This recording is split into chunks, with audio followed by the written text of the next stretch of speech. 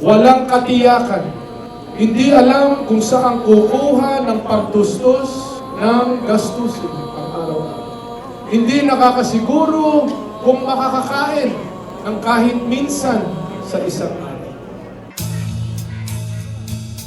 Nakaahon kami sa hirap, sir. Ako, sir, sa totoo lang, yung buhay ko noon, nagatinda lang ako ng isda.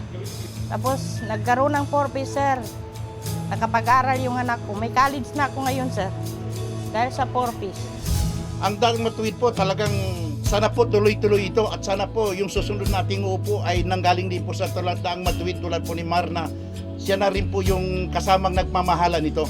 Ang ating kasama at ang magpapatuloy ng Daang Matuwid at ang pambato mismo ng Liberal Party, Mr. Mar Rojas. Ang panglaban sa baril, panglaban sa bomba, panglaban sa terorismo ay hindi pa rin. Ang ating sandata ay development. Totoo na walang kapayapaan kung walang development.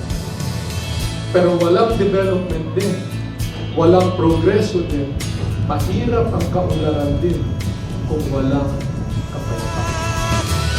Dapat ang